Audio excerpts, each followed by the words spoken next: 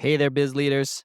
Before we get into this week's episode, I'd like to let you know that as we head into the new year, I want to make sure that this show is as valuable and enjoyable for you as possible.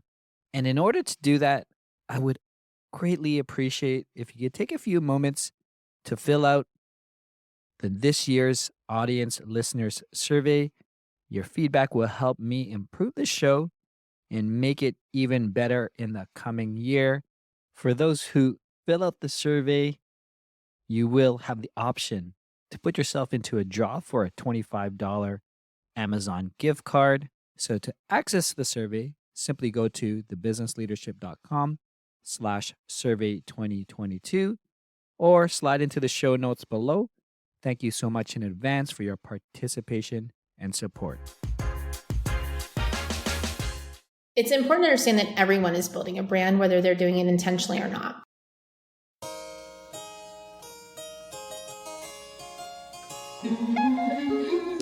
Join Edwin Frondozo on the Business Leadership Podcast every week for a unique program featuring insights and actionable items from the world's most successful business leaders. Hear firsthand the exclusive interviews and personal journeys on how today's transformational leaders made it to the top.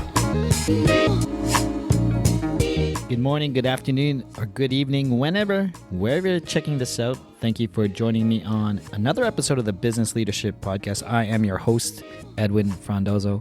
And on today's episode, I had the pleasure, the opportunity to sit down with Danielle Cevallos. She is the Chief Marketing Officer at Kelly Roach International, and she is the brains behind the implementation of conviction marketing. She helps hundreds of entrepreneurs inside the company to bring their genius to the world. Danielle, she has a background in psychology, education, and copywriting, which basically gives her this superpower, this unique pulse on the current marketing landscape and culture, where she is able to give strategic, creative brand direction to clients and her audience.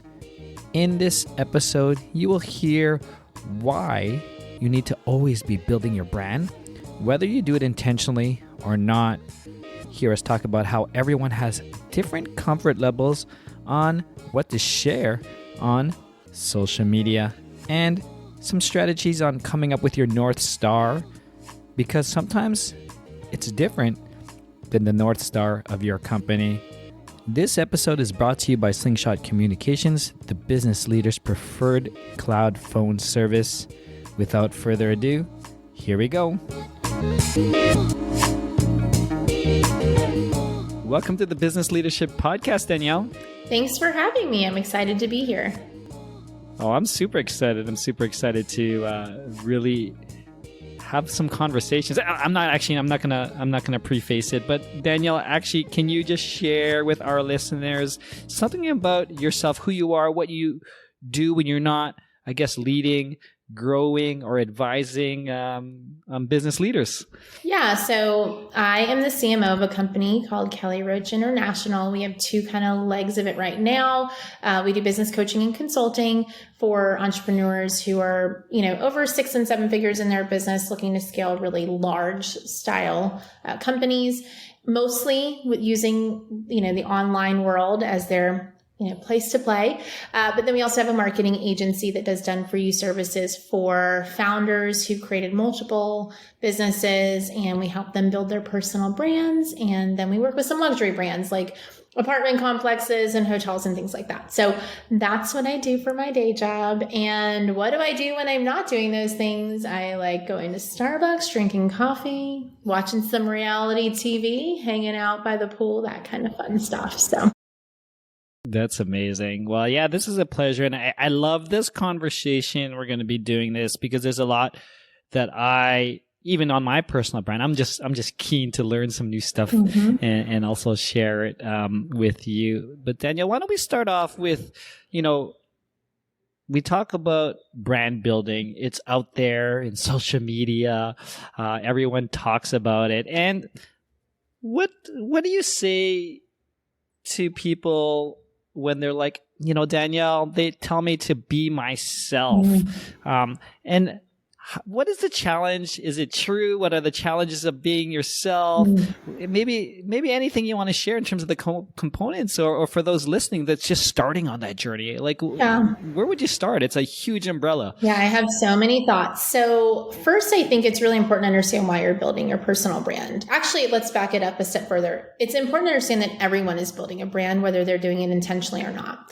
So when you post on social, even if it's just your dog or like some old picture of whatever, like you're unintentionally building a brand. And that's because your brand is just your digital reputation. It's the thing that people think of when they hear your name. And so you're always building it no matter what you're doing, because people will say like, I don't do that. I'm not going to do those things. Well, you are doing it because you're building a reputation somehow. So number one, it's important to understand that and really be okay with doing it intentionally. Number two, you want to really understand your goal. So if you're a company founder, most company founders want to start or think about personal brands for a couple of different reasons. Number one, they want to drive sales in their company. They want to grow their company. But number two, they typically want opportunity. They want to speak more. They want to write a book. They want to maybe start another company. They want to start a foundation. Like they've built something successfully and they want to get that thing more exposure, and they want more doors open to them as a person. So when you're clear on what your goals are, then you want to act accordingly online. Because if your goal is to be seen as an industry leader, as someone who is highly sought after for speaking, as someone who is, going to sell out, the book publisher might want to work with, then yes, you want to be yourself, but you don't put it all out there, right? Because you are curating this reputation for yourself. And so I'm fully supportive of everyone being who they are. But I think the big misconception is that you have to put every part of who you are out on the internet. And I don't think most people should do that, because if your goal is to become a speaker, a notable person in your industry, what parts of you do you need to pull out? The parts of you that you need to pull out are your professional success, your views on leadership, your views on what's happening in your industry, like what the news is, what's currently going on. You probably don't need to pull out the struggle you're having in the background that nobody really knows about, because while that will connect you with people, your goal is to be seen as an expert. Your goal is to be seen as a leader. You want people to say, hey, come speak on my stage of 5,000 people. You have to position yourself that way. So yes, you need to be yourself, but I think everyone needs to think about what their end goal is and determine what parts of yourself you bring out. Does that make sense? Yeah, 100%. And you brought up something that's very interesting, and maybe it was a trend more on LinkedIn, maybe on Instagram, but I would see some colleagues, some peers really share their struggles. And I don't know if it was just a trend that they were following, but from what I'm hearing, from what you're saying, Danielle, if your goal is to become a thought leader, maybe you got to tone that part down. Not to say you don't have to share your struggles. Have an outlet to share your struggles. Maybe a mastermind, a group of peers, and have that. But maybe like what I'm hearing, and for those who are listening in, is like you have to be selective of what you're sharing, right? Is that what you're saying? Yeah, I think there's a couple layers of this, and everyone's going to have their own personal comfort level too. There are people we all know and love. I always use Gary Vee as an example. He's so everywhere. He's like everywhere. And for years, 20 years, no one saw his family. Like none of us would know what his kids look like. None of us would know what, his wife looked like. So like he kept this part of his life very, very quiet. And that's his choice, right? And he was literally all over. Now we learned about his dad. We learned about that business. So there are parts that his personal life that he chose to share, right? We all have those choices that we can make. We're all going to have a different comfort level. Some people will be very comfortable sharing their family, like their kids and things like that. Some won't be. When it comes to sharing your struggles, your mess, I think you have to be very, very careful. A lot of people say make your mess your message. I am not a fan of that. I think you should make your cleaned up messes your message. So I am fully supportive. Often you are the best at being able to speak to who you were 10 years ago, right? So if you 10 years ago had this addiction and you struggle with it and you rock bottom and then you came back and you built this company and you turned your life around, that's an incredible story to tell, and one you absolutely should tell if you're comfortable. Some people don't want to tell it, and if you're not comfortable, don't tell it. Do I think in the middle of it, when you get out of rehab day one, we should be blasting that all over LinkedIn? Probably not, if your goal is to be seen as a speaker, right? So again, it goes back to what your goal is. Now, let's say your goal is you're writing a book, and you are writing a book for moms who are in the midst of postpartum depression, and your goal is to sell millions of copies of that book. Should you share your own struggle with postpartum depression? Absolutely. Do I think you should share it in the midst of like the depths and the throes of it? Probably not. And there's a couple of reasons why not. Number one, when you put stuff out on the internet, people have opinions, and they're not always nice, and they're not always kind. If you're in a mentally vulnerable place, I wouldn't put it on the internet, because if you're in a mentally vulnerable place, people are going to say things that put more chinks in that armor. So that's reason one, I don't think we should share it. Number two, there is a sense of, depending again on what your goal is, where you can really undermine the authority you want to build. There's a totally different feeling of someone who tells the story of, 15 years ago, I was in the throes of addiction and I rebuilt my life, built this company up to $10 million, done all these things.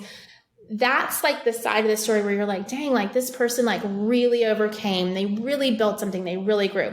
That's super different than like being in the middle of it. People are going to be like, why are you sharing this online? Like, that's not someone who's going to be like, oh yes, come and come do my come speak on my stage of 5,000 people. So you want to make sure that you're acting in alignment with your goals, right?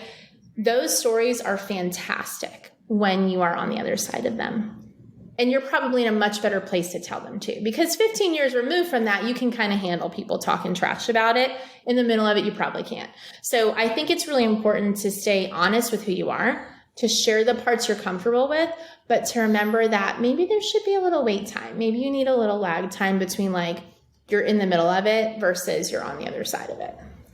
Yeah, I mean, that's really huge, actually. And it's a good distinction, because sometimes, and this is my opinion, Danielle, sometimes I feel like when people are sharing those struggles when they're in a bit, I think they're getting addicted to the likes. Yes. And they're definitely away from their goal now. Yeah.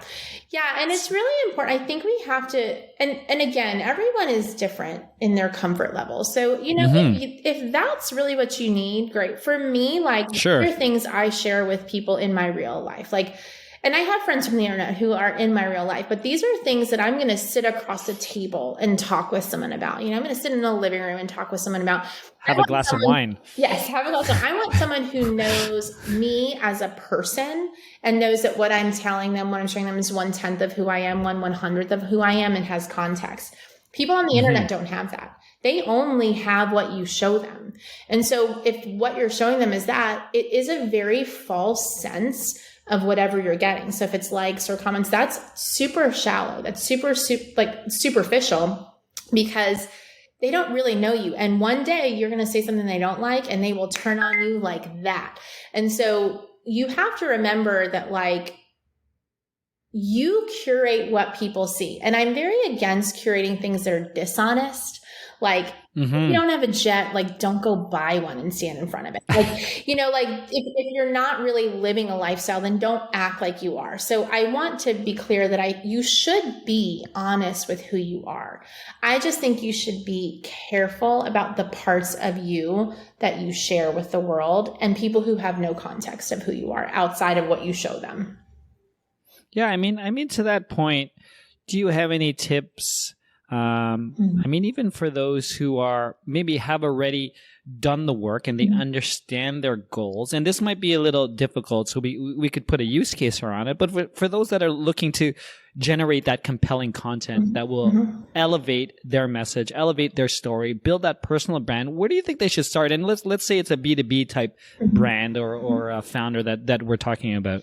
Yeah, I think there's a couple of components everyone needs. Number one, you need to understand your personal brand's North Star. So when you think about a company and how you market a company, you typically have a mission, vision, values, all of that stuff. And it's sort of like the North Star of the company is to do X, Y, Z. What a lot of people make the mistake of is making their personal brand like line up completely with their company brand. And you have to remember your company is just a tiny portion of you. So you have to come up with your North Star as as a human, right? When you are 85 years old, what is it that you want people to say about you then? Not your company. You might have 5 companies by then. You might have sold 100 companies by then. So what is it that you want them to say about you as a human? And I don't necessarily mean your closest friends and family, because hopefully they'll say a lot of great things because they know you, they've lived with you forever. But some random person on the internet who's been following you for a long time, what do you want them to say about you 30, 40, 50 years from now?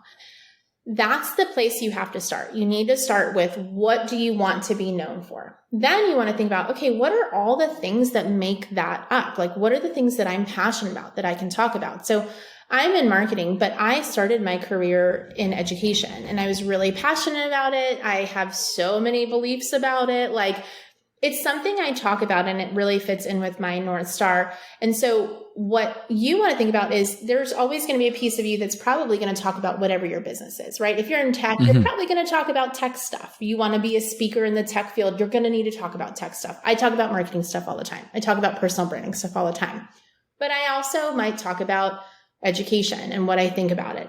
I also might talk about reality TV because I love reality TV. So there's going to be components of what I talk about that aren't 100% in alignment with, like, if I was running a social media page for the company. And I think what you need to think about first is, what is that you want to be known for? And then what are the topics you want to talk about that are going to feed into what you want to be known for? Knowing that some will be directly related to your company and some won't be. And that's okay. Then you want to talk about the stories that build those things. We've heard of brand stories, right, in our lives before.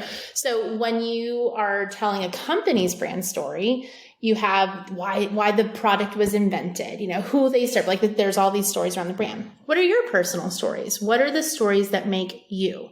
What was the point that made you decide to build your business? What was like an underdog moment where you were counted out and you were going to fail, and this is what built you? What are the times where you were like the David to the Goliath, right? There was this big, mean monster and you overcame it. When did you want to quit and why? And why did you stay? What are your failures? And they don't have to be business related. I was a gymnast. I was a gymnastics coach. Like, I've told stories about coaching gymnastics for a long, long time. Why? Because I learned a lot of life lessons there that helped me in all areas of my life. So what are the stories in your life that you can pull from that will build the topics that will then build that North Star mission?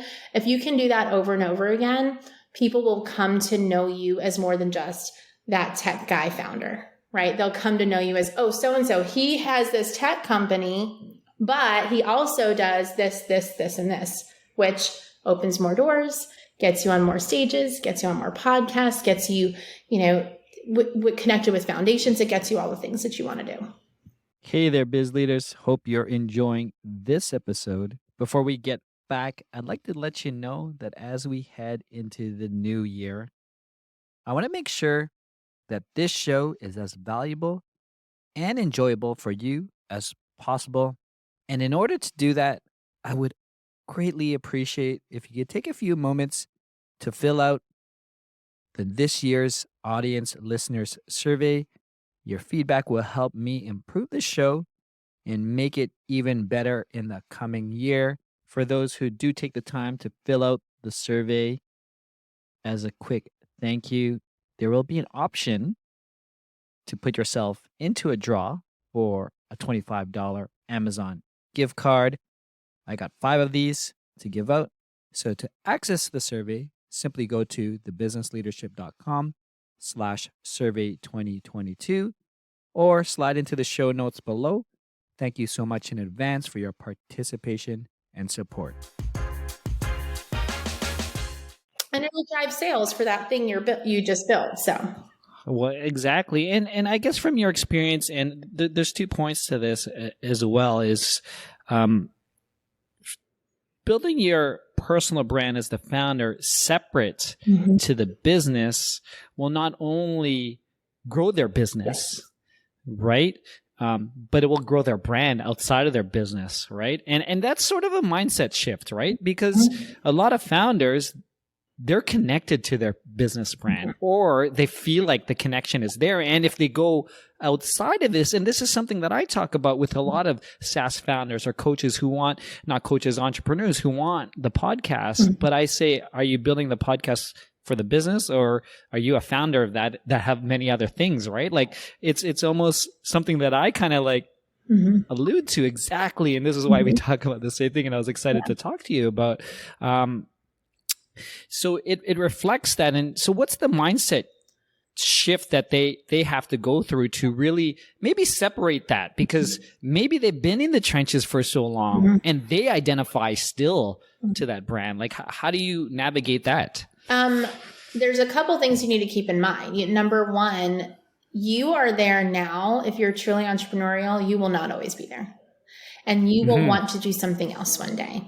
And if you are so entrenched in the day-to-day of what you're building, you will never be able to get out of it. You'll never be able to build the right team, and you'll be stuck when you want to do other things. So building a personal brand outside of just your company allows you to do the other things that you will inevitably want to do. And here's what I don't mean do this in... like, you're not in contrast to the company you're building. Build your company's brand, like build that well, 100%. Like really, really dial that in. That's a super clear, like, what's the problem you solve? How do you solve it? Like, build that brand. But your personal brand, as you talk about that, it will drive sales. That as people fall in love with you, they're going to look at, oh, what is the company that they run? Like, what do they do? So an example, I always give these two examples. One of my favorite podcasters owns a supplement company. It's not Joe Rogan, and it's Andy Frisella. And so he owns First Form, which is a massive supplement company. I was buying my supplements someplace else, and I changed my mind and started buying First Forms because I really just loved what he was doing. I also love Gary Vee, and his dad's wine company, or, liquor store. They have this online wine text thing. I can buy wine anywhere. I can go to the grocery store. I can go to the liquor store around the corner.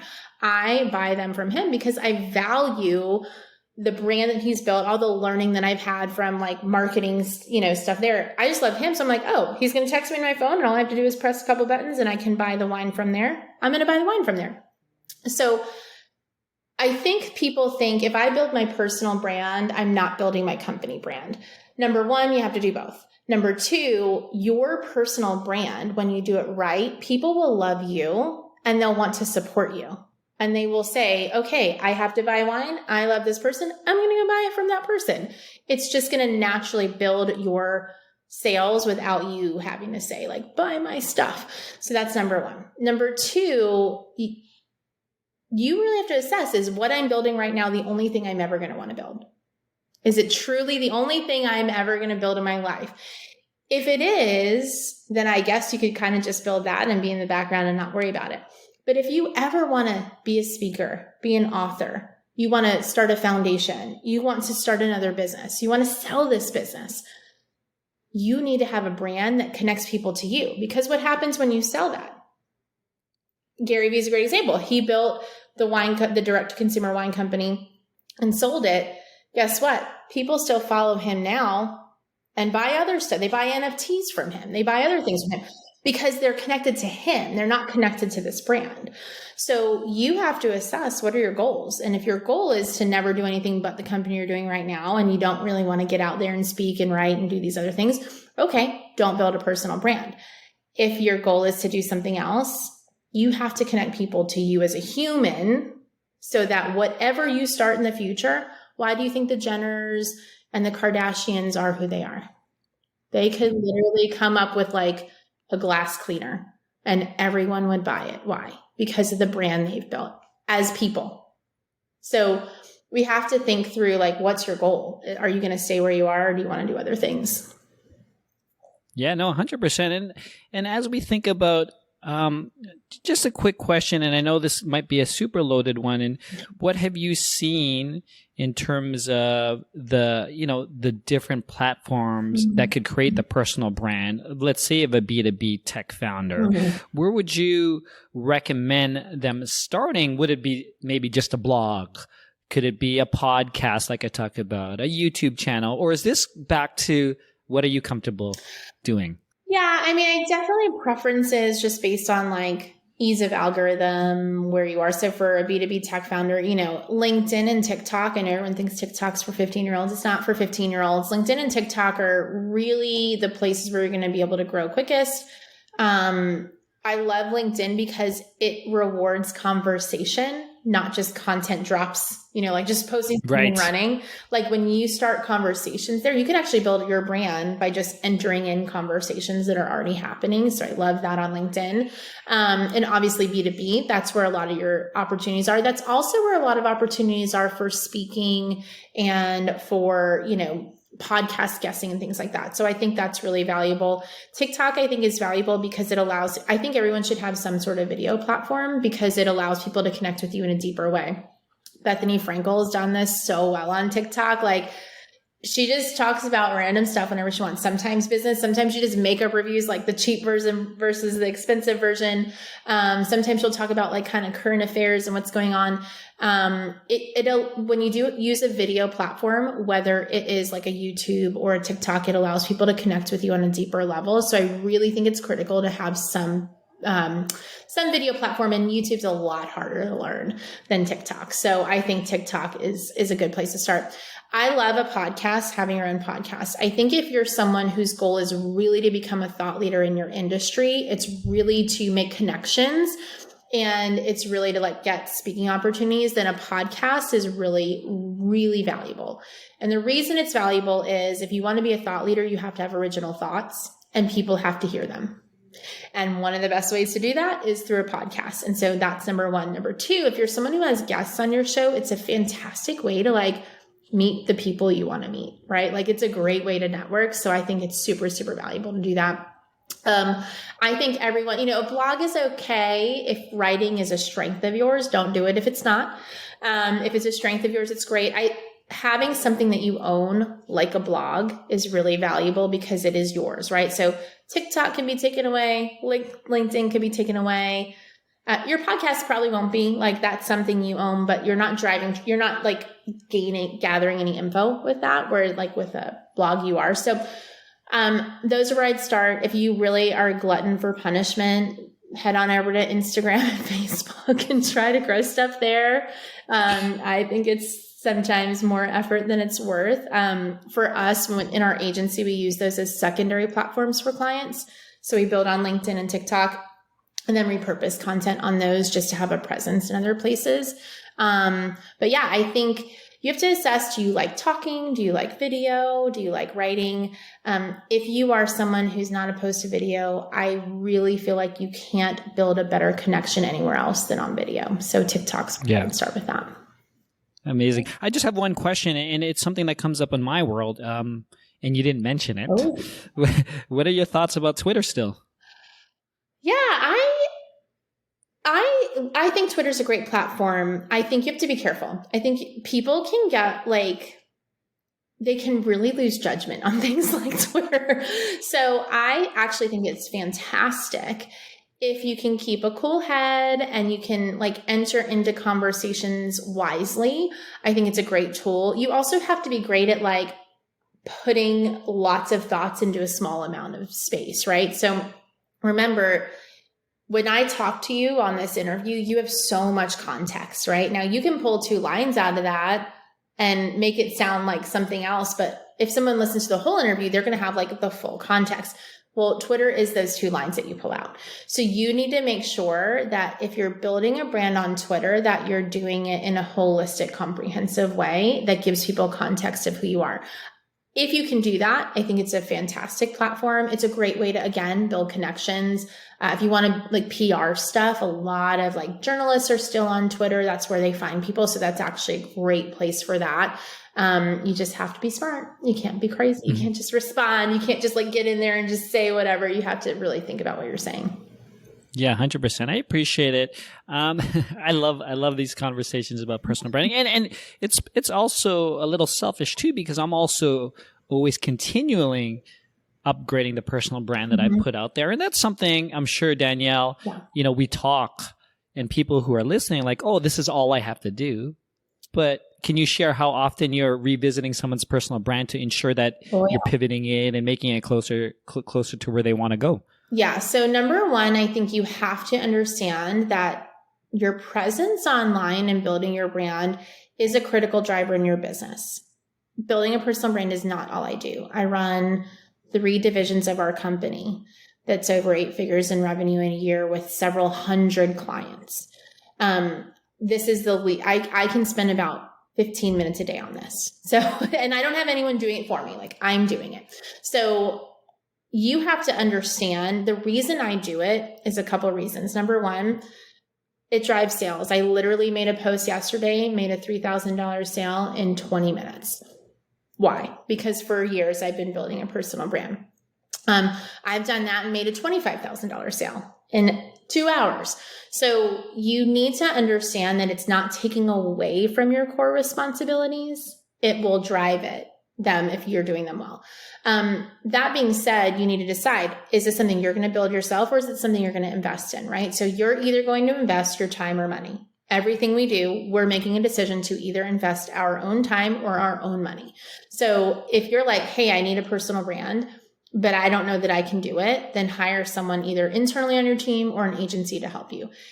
Or you're going to invest your time and you're going to have to do it. So, I look at someone like Gary Vee who runs multiple companies. He's not just sitting around chilling, like, what should I talk about today on social media, right? Like, he's having to squeeze this in 3. We actually did training with his team. They'll like literally stand outside his door for 3 minutes in between a meeting to get like one question answered and then go back out. So like, it has to have the right priority in your mind.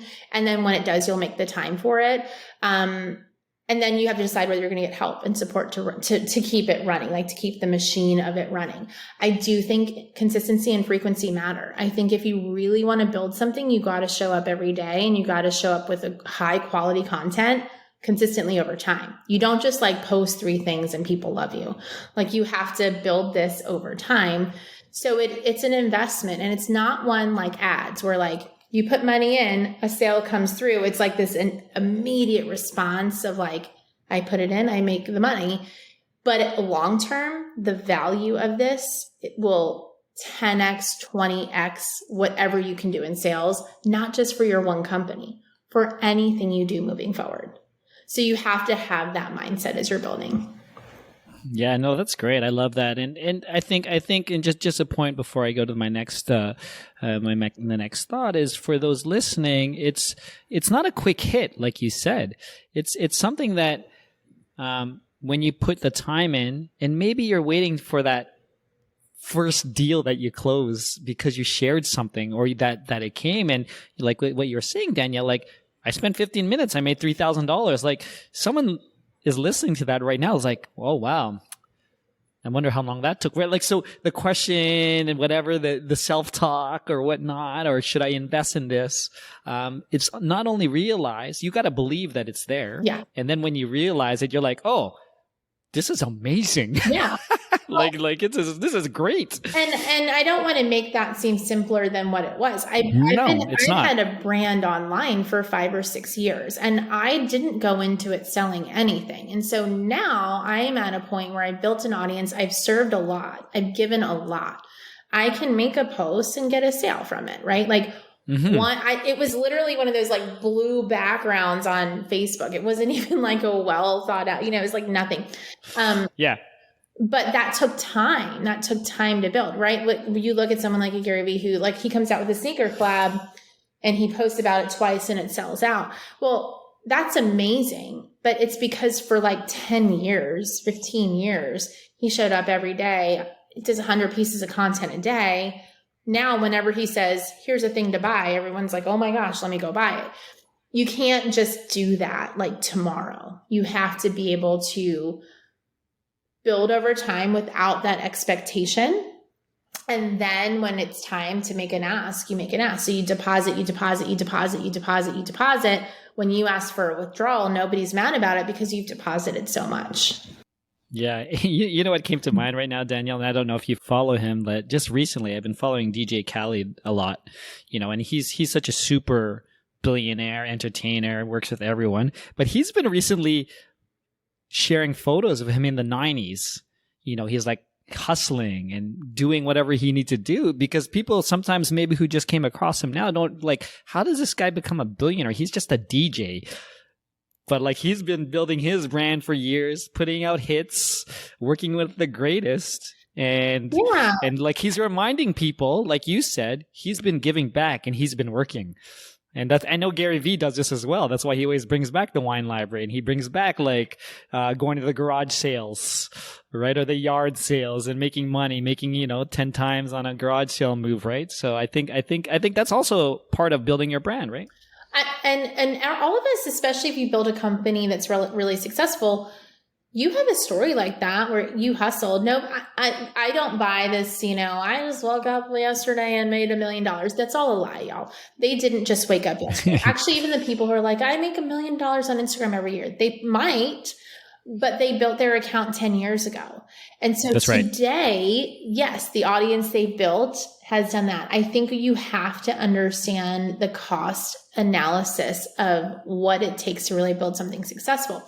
And if you've done that and you have that story, I think of Daymond John like selling FUBU from his car. Those are the brand stories you tell. We all think about the wine library story in Gary Vee. We all think about the selling from the back of his car for Daymond John. These are stories ingrained in our minds because they've told them so many times. That's the power of understanding your own brand stories. So what does that mean? When I look at Daymond John, do I love FUBU? Not really, but when I watch him on Shark Tank and he has another brand like Bombas socks, I'm like, oh, I could buy those. Okay, yeah. Those stories carry over into these other worlds. And so that's the power of understanding your own stories and telling them well. And if you hustled to get somewhere, don't make it seem like you didn't because you want it to feel easy, like this didn't tell the story of how you hustled. Tell the truth of what it took to build your company. People will respect you for it. People will want you to come share that story more. So I think it's so important for founders to understand, again, that's a personal story. A little bit, is that probably part of FUBU's story? Yeah, but that's a Daymond John story. So what does that do? When he's an investor on Shark Tank, he understands that hustle and the ground up, and you want him as an investor in your company because he built that from literally his apartment, right? So it's a different vibe. Yeah, that's amazing. Danielle, I'm just having a blast. I hope for those who are listening, definitely check the show notes. We'll drop, any resources that Danielle has to share with us in the community. But Danielle, can you tell us where you can find more information about you, your company, anything else you want to share? Yeah, so you can find me on Instagram, Danielle C Marketing, and LinkedIn, Danielle Cevallos, and you can check the show notes for that spelling because I won't even try. But yeah, that's where I'm on LinkedIn every day. That's where I have most of my conversations. Like I said, Instagram's kind of like my backup. I do it. I hang out there. It's a fun thing too. It is. Yeah. I mean, I love some Instagram stories, so you'll get to know me there. But yeah, LinkedIn and Instagram is a great place to connect. Amazing, Danielle. Thank you for joining us on the Business Leadership Podcast. Thank you so much for having me. That's it, Biz Leaders. Thank you for joining me on another episode of the Business Leadership Podcast. This was episode number 180 with Danielle Cevallos. For more information about Danielle, Kelly Roach International, or any other resource that we shared, please slide into the show notes directly in the app that you're listening to. If you haven't done so yet, please do me a favor. Give the show a follow, leave a rating and a review. It helps the show reach other business leaders just like you. This episode was brought to you by Slingshot Communication, the business leader's preferred cloud phone service. And what I do like about Slingshot is how I'm able to 100x my impact, my business, my thought leadership by having a dedicated business SMS, which is different than my personal one on my phone. I'm able to contact my clients, stakeholders, team members directly off my app. And when I don't want to, when off hours in the evening, on the weekends, I'm able to shut it down and be present with my family. To learn more, please go to thebusinessleadership.com/SMS. Until next time, do your best and have a 100x day. Thank you for listening to the Business Leadership Podcast at thebusinessleadership.com.